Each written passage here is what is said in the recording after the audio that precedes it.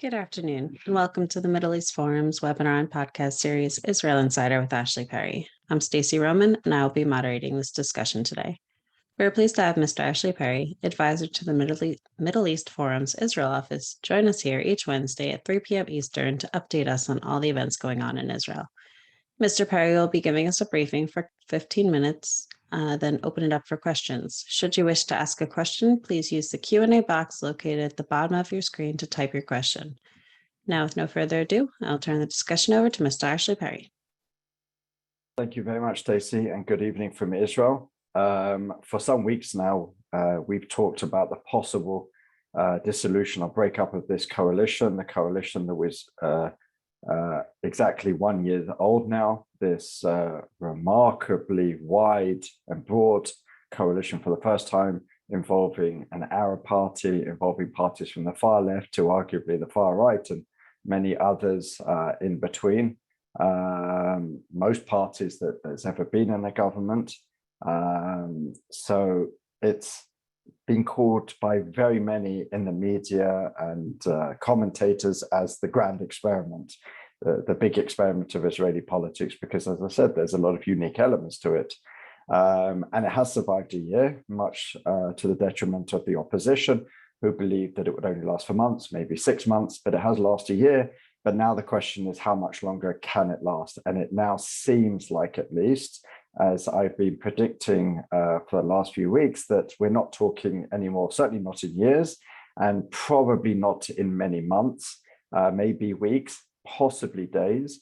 One of the leaders of in the opposition, Shas leader Aryeh Deri, put out a cryptic or not so cryptic tweet today. Says this coalition only has days left until the end of the week.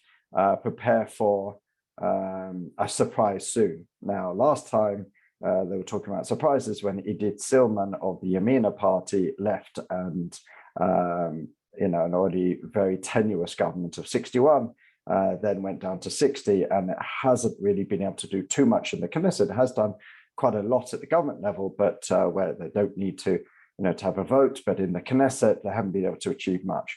This week, really, on the major issues, the coalition really failed. On Monday, which was a real sort of moment in Israeli politics, you had this law that has been passed every 5 years since 1967, since Israel liberated the territories, Judea and Samaria, some called the West Bank. There's been a law to ensure that Israelis who live over the Green Line are under Israeli civil and criminal laws. And every 5 years, this law has been passed. It's a consensus law from the left to the right. But it came up to vote on Monday. Gideon Saar, the justice minister, was pushing it, and it should be a consensus issue. It should get 90 to 100 votes for it, as it has done many times in the past, especially when the opposition is considers itself a right-wing religious.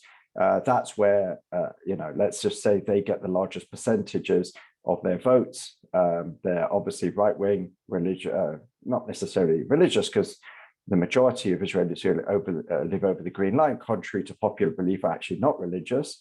But there's a very high percentage of religious voters, a large percentage of ultra-Orthodox voters, and certainly a very high percentage of right-wing voters. So this is really the base of those parties that sit in the opposition. One would think that they would support it, but not in this political climate. They actually actively fought against it. Now, what does that mean? It's not necessarily, it depends who you ask, but it's not necessarily insignificant law. If this law does not pass by July 1st, all those Israelis who live over the Green Line will no longer be under Israeli law anymore. What that means is that they won't have things like healthcare services. They won't be under the criminal justice system of Israel. They'll be under the same civil military administration as the Palestinians there. They won't be able to vote, which is, you would think, would be the main reason why the right-wing religious bloc would support it. And as Avigdor Lieberman, the finance minister who lives in Nokdim in the Judean area over the Green Line said officially after July 1st, he will not be able to serve as finance minister.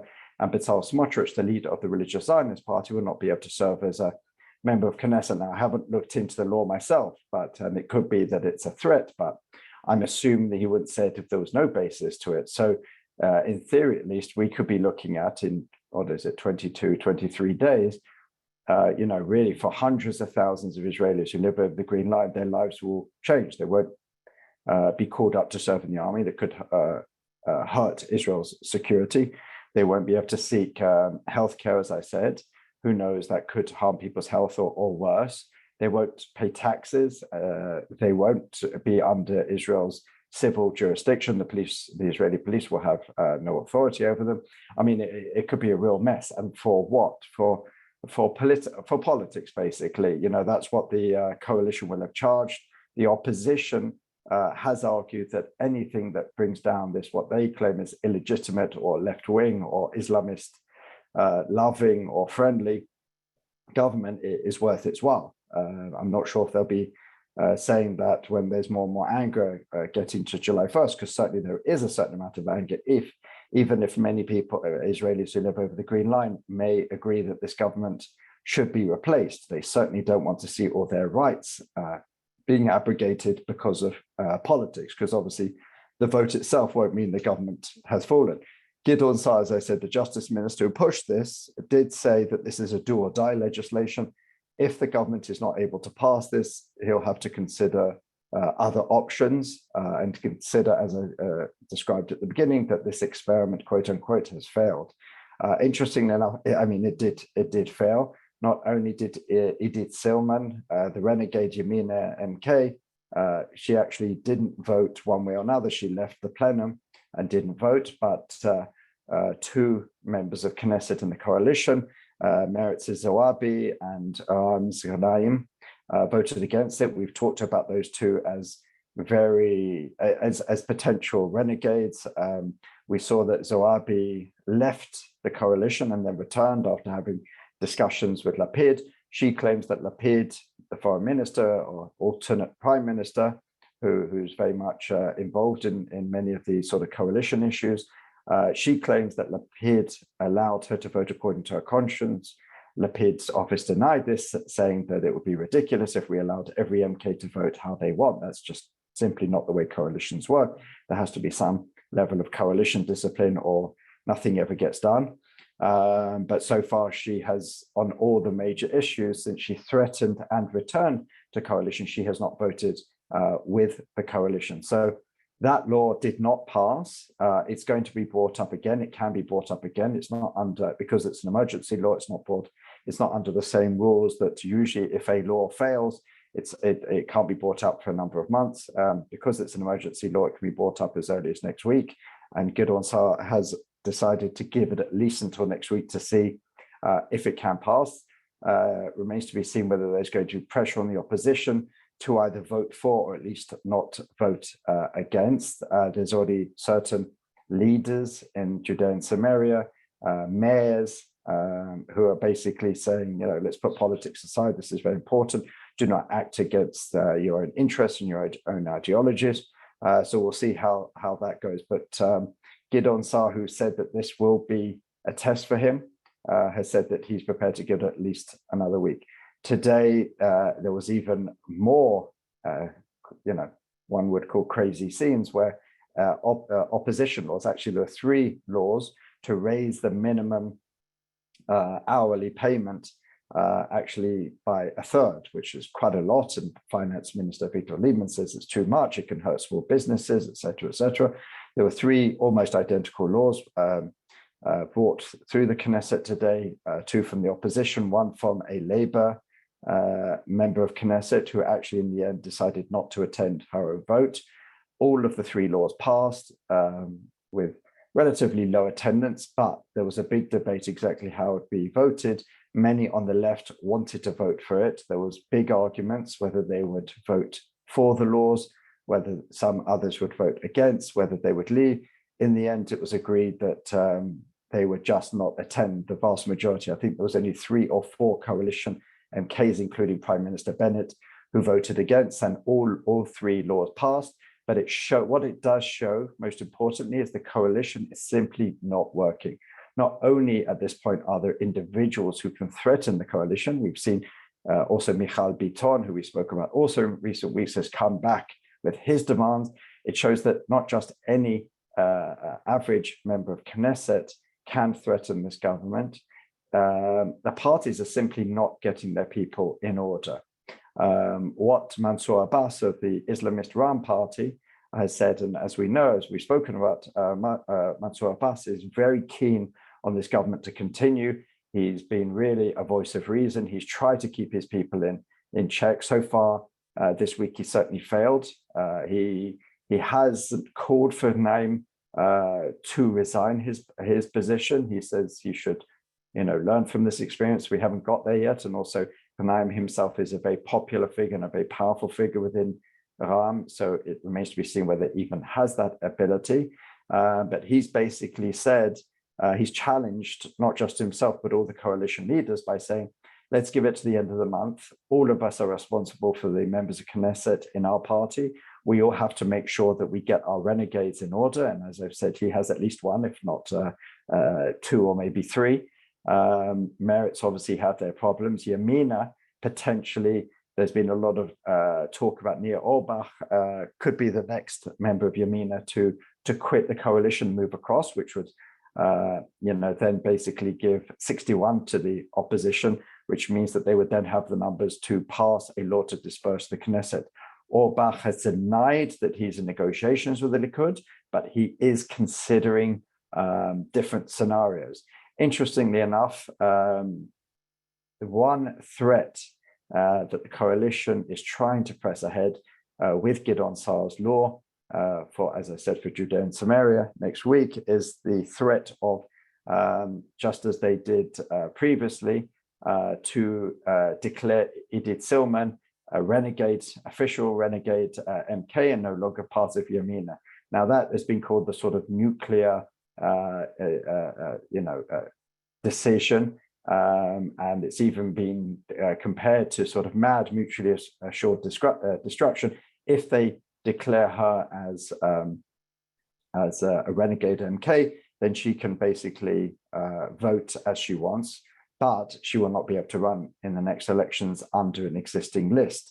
But the idea is that they haven't so far is because they thought that maybe they could get her to vote on some issues, particularly the budget. Now, Avigdor Lieberman, finance minister, said that he's put budget discussions, he's frozen them at the request of the Prime Minister Bennett, which shows that that sort of nuclear option is no longer really relevant, and it's not a million miles away from declaring her also renegade MK, but that basically puts her out and shows that there's no reason particularly why they should rely on her anymore. This week, she showed her colors, even though every other important vote, she abstained or didn't turn up on one of the more important pieces of legislation to try and get Matan Kahana back as a minister of religious affairs. We know he quit to gain his place back in the Knesset at the expense of an MK who they thought was tottering and maybe could go across the opposition. Well, they have to pass legislation to get him back in as minister. At the moment, he's deputy minister, which doesn't require legislation. Well, if that law was put up to the Knesset and it did not pass, and Idit Silman remarkably voted out of all the laws she should vote against. She voted against that one and got a lot of applause and aplomb from her sort of new pals in the opposition. So really, it's the idea that this government can go on for a long time is probably, most players would look at it and say it's not going to last that much longer. Could it struggle to the end of the month and then wait out the summer recess and then the Jewish holidays, etc.? It is possible, but there's a lot of people who are starting to look at that September date again for elections. Mansour Abbas has really laid down a marker by saying that he wants to see in the next few weeks how it works out. Gideon Saar may not even give it that long. If the law for Judea and Samaria falls again next week, he may have then make his own decisions. It could be Nir Orbach will have made his decision by then. Nir Orbach, as we know, in Ayelet Shaked, are very much coordinating their moves. So there really are, and again, we think about even the left-wing members of Meretz and Ram, and it's all important who does decide to go first, because if it's right-wing members, then the premiership reverts to Yair Lapid on the passage of the law of disposal of the Knesset. If it is left-wing members of the Knesset, if it's Ram or Meretz that ensure the falling of this government, then Naftali Bennett will remain prime minister until a new one is appointed. And as we saw during the last batch of elections, that could be not just a few months, it could even be a couple of years. So even if this government is tottering, even if it is seeing out its last few days, last few weeks, perhaps at best few months, exactly how it falls is also important. It plays very much into the consideration of many of the parties and its leaders. And with that, I'm happy to answer any questions on this or any other issues. All right, thank you so much. So on the last point you just made, E. Simone's asked, does the average voter think he is fairly represented? Well, I think we've spoken about this in the past, and Israel has a very highly, or some might argue, over-representative system, as opposed to the American, the Australian, the Canadian, the British system, which is first past the post. When you vote in a particular constituency or area, if you vote for the losing candidate, your votes get thrown away. In Israel, very few votes get thrown away unless you vote for a party that doesn't pass the threshold, which is, I think, 3.25 or 75, I can't remember, then your vote will count. You will be represented. And look, in the Knesset, you have representatives from the Arab, even within Arab society, you have the communists, you have the nationalists, you have the Islamists. Then you have everything from the far left to the far right, center parties, religious parties, ultra-Orthodox parties, both Ashkenazi and Sephardi, and they're all represented. So I would say that the overwhelming majority of Israeli voters do feel represented. Do they feel satisfied with Israeli politics? No. I'm sure the majority of Israelis are not happy about the situation. According to polls, most would rather not go to new elections. They would prefer either the current government to continue or perhaps go straight to an alternate government. Israelis are dissatisfied. They're fed up with elections. We've had, 4 in the last few years. And according to the polls, we could have a deadlock even if we did go for new elections, which, with all the issues that Israel is facing, with the rising cost of living, with defensive challenges on all borders and Iran, diplomatic issues, issues of the cost of land and property. There are so many issues which Israelis just want resolved. And a non-functioning Knesset, a non-functioning government, constant elections are certainly not going to give them that. Thank you. Michael Marcus asked or comments, I always thought that the opposition in a parliamentary system was actually called the loyal opposition, which infers that while they may have differing positions from the government on many issues, the bottom line is they should operate in the best interests of the country rather than having to bring down the government as its prime motivating force. Can you please comment? Well, I personally would agree with that. An opposition, there's the opposition in Israel's line is that our sole responsibility is to oppose everything the government does, even if we agree with it 100%. Our role is to fell this government, to make sure it does not continue and to give us a chance to return to power. Now, I agree personally with the person who wrote that. That's not necessarily the role of an opposition. You're an elected official. You make a vow, an oath to serve the public. You do not make a vow or oath to serve as opposing everything the government does. I agree that there are some things which should be above that, especially when there are boilerplate issues, something like that, the Judea and Samaria. And by the way, I am hearing a certain amount of dissatisfaction from residents of Judea and Samaria. And I think if this does fall and July 1st comes round and suddenly some of these rights are abrogated, I think the right-wing religious parties may start to suffer, may start to feel, okay, we agree with bringing down the government, but we don't agree with abrogating our rights, with turning against us, with standing against the settlements. So I think if it is actualized, and I don't really see how Gideon Saar's law, bringing the law next week is going to change anything. If this is allowed to expire, this law, and things on the ground actually do change, then I think there may be a certain number of people who may turn against the opposition who are for this. But Israeli politics, as you know, all those who hear this weekly briefing will know, has become extremely divisive, where all parts of the Knesset are voting against their ideology, against what they stand for, in the name of coalition or opposition discipline.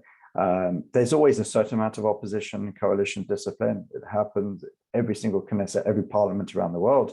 But the point where we've got to today in Israel is really an extreme example of that. And it's certainly not helpful, because if the government were to become the opposition were to become the government, perhaps the exact reverse would happen. And again, we would just have an opposition standing against the government and government standing against the opposition with very little work bipartisan.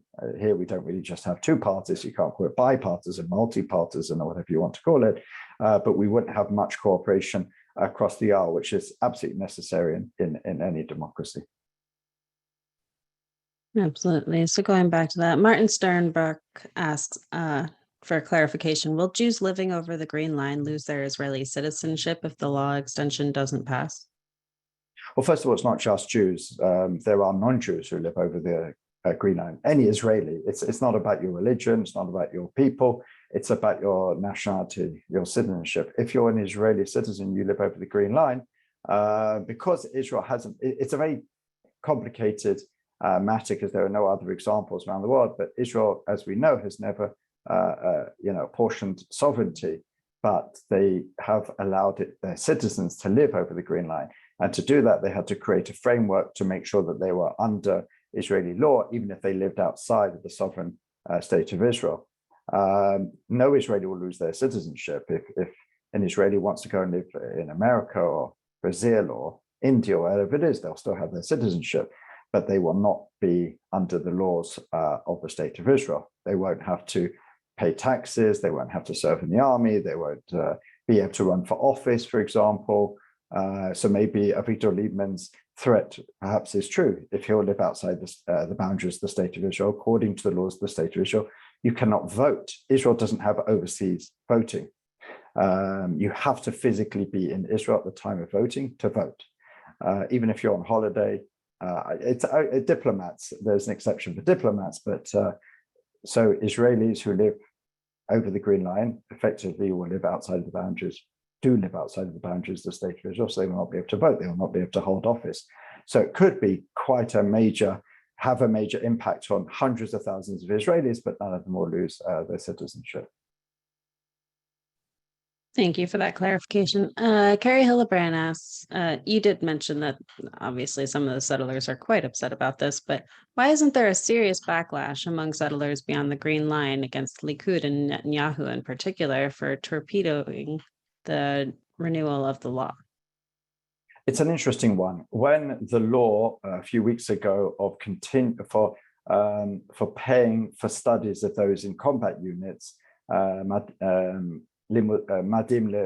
Limodim, as we talked about, that there was a major backlash, major public relations and pressure groups and NGOs really came out and forced the opposition to ensure that the law was passed, because that's a real consensus issue.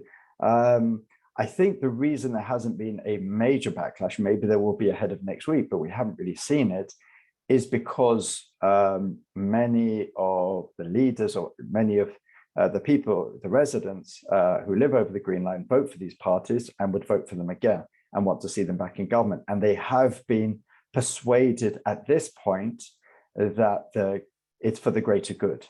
It may involve some short-term pain. They've been sort of persuaded that this isn't a big deal because no one feels it at the moment. Life goes on until July 1st. And then it remains to be seen what happens. That's why I say that possibly it's the actualization of the law expiring and everything that goes along with that that may ensure that there is that backlash. But up until then, many have been persuaded by Netanyahu or Smotrich, the leader of two of the larger parties in the opposition, whose voter base is right-wing and religious, that the greater good is to topple this government. They've been persuaded that this government is dangerous, that it has an Islamist party. We know that the coalition's argument is that it's Netanyahu that started negotiating with Ra'am long before anyone in the current coalition did. But that's the argument that constantly gets made, and that's the argument that is bought by a lot of people. So that there has been a certain backlash. There has been letters written by certain municipal leaders, but many of those are identified with parties in the coalition. The head of the Yesha Council, the sort of NGO which brings together all the different municipalities over the Green Line, was a member of Gideon Saar's New Hope party, so that they could dismiss that as political partisanship when he led a letter calling on the opposition to vote for the party. So that wasn't taken as seriously, but we'll see what happens next week. I don't think that there'll suddenly be a lot more pressure because, as I said, most people do not feel it. Well, no one feels it yet. And it could be that it will take the law to expire for people to feel it, for there to be some groundswell of pressure on the opposition to support the law. Thank you. And Eric follows up on that. Why wasn't this law permanent instead of every 5 years? And who will the public blame if the Jews over the Green, or Israelis over the Green Line lose their rights? I don't think it can. I don't know the exact legislation, but I think because it's an emergency law, it has to be re-legislated every 5 years. Like all emergency legislation, it can't be permanent. It has to be re-legislated every 5 years. But as I said, it's never become an issue before. It always had massive support. It was not even close in the past, but we live in, as I said before, we live in very divisive political times. So that's why it's being held hostage to that. I can't remember the second part of the question. Why has there been no pressure? I think I dealt with that in the last question. So who will the public blame if they lose their rights? Again, it all depends who gives the best PR, who's able to convince the public. At the moment, certainly, I think the majority of people, of Israelis who live over the Green Line, are not blaming the opposition at this point. But certainly, they haven't done themselves any favors in those waverers, those who could decide between a Bennett and a Smotrich or a Saar and a Netanyahu. There are those who say there are some laws, some issues which should be above politics. And I've certainly heard a lot of that. But again, there isn't that groundswell of blame at the moment. But that could change, as I said, July 1st. Thank you. And Michael Marcus actually has an interesting clarification on this. If the law doesn't pass, does that mean that those living over the Green Line are disenfranchised, or on election day, can they travel back into Israel proper to vote? Well, they have nowhere to vote. You have to be registered somewhere. You can't just turn up at any ballot office and vote. You vote in a specific. Again, I don't think it will come to that. I'm sure that it's just in no one's interest come election day that hundreds of thousands of Israelis won't be able to vote. So I'm sure no matter what the situation, it will be resolved by election day. It could be that they'll pass, maybe at the same time as passing the dispersal of Knesset, they'll agree, they'll have some compromise to also pass this at the same time. I can't imagine we get to a situation where hundreds of thousands of Israelis are disenfranchised, especially when the opposition, which can make this law happen next week or any day after that, would allow so many of its own voters to potentially not be able to vote. But practically speaking, you have to turn up at a ballot box that you're registered to, and it's usually local to your place. So, there's no way currently to resolve that situation. Fair point. Thank you so much. All right. So we have come to the close of our webinar and podcast. Ashley, thank you again for taking time to update us this week. For our viewers and listeners, please note that we will not be hosting a webinar on Friday. Thank you all for joining us, and I hope you have a wonderful day.